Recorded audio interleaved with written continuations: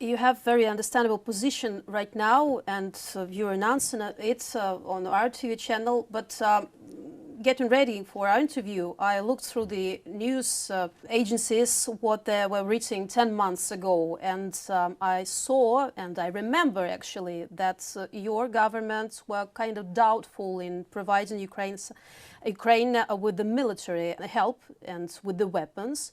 So now you openly help provide some weapons to Ukraine. And what made your government change your position to make it more open? Well, now we have to go into the depths of Bulgarian politics, which Yes, will be really not something that I'm not really sure how our viewers will be interested in. But when it comes to Bulgarian politics, in the last 2.5, 3 years, we went through 5 consecutive parliamentary elections. There was a parliamentary crisis in Bulgaria for a long time. And now the government that is in place, it has never, in the majority, which consists mainly of the winner of the election, which is the GERB party, which I represent. We support Ukraine from the first moment in which Putin crossed the Ukrainian border. The Ukrainian flag is in our headquarters, together with the party flags and with the national flag. A lot of Ukrainian politicians have been hosted in our party headquarters, and we were the first party to actually buy from our funds drones. Our youth organization delivered them to Ukraine.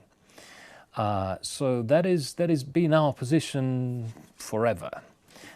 Since the annexation of Crimea, actually, in 2014. But the conundrums of the Bulgarian politics are, quite difficult.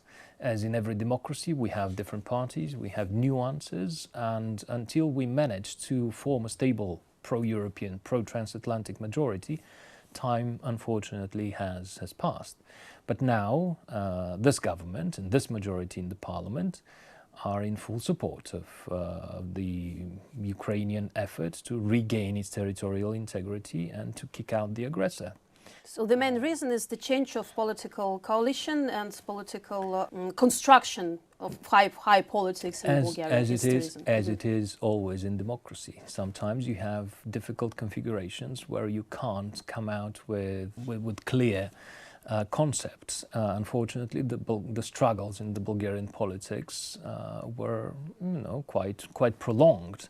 We had more consecutive elections than Israel even. So we went through a difficult period, through a political crisis, but fortunately, the things right now are relatively stable. But the most stable thing, the glue of this coalition, is our pro-European and pro-transatlantic orientation and the support to Ukraine. So in a way, this let's say, struggle for freedom of Ukraine brought us together, certain parties which were not the best friends at the time. Actually, it's an interesting question. I think it's a huge question for the experts, maybe, who examine it in Bulgaria, but maybe you have data and know what is the main source of propaganda in your country, because I've talked just a couple of hours ago with the Italian expert, and he said that this propaganda is inside not only social media, but inside even a governmental television, state television. They broadcasting huge companies of Italia, and it's been during decades. So how it's now in Bulgaria? Is it social media that affects people mostly? It's mainly social media. Hidden?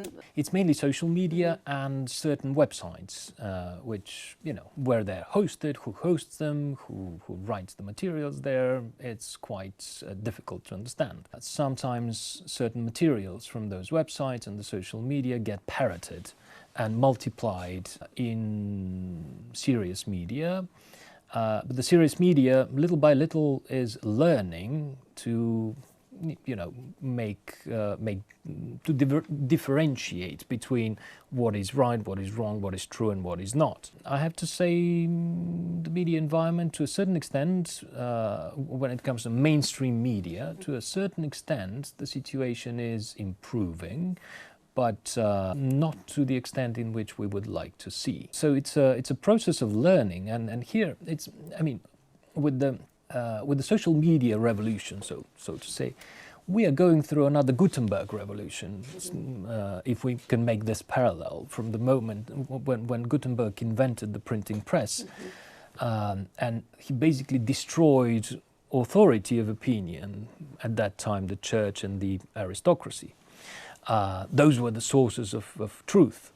And when everyone could print everything they wanted and spread it, after the invention of the printing press, a lot of truth got spread, but also a lot of false and fake and somehow not reliable to the reality information got spread around. And societies, little by little, free societies learned to regulate this and to somehow seed out one from the other. Now we are in a similar situation, but multiplied by 1,000 when it comes to speed, because if the printing press is something you can spread around, but that's very slow. With social media, whether it's true information or false, it spreads around like this. It spreads around in seconds.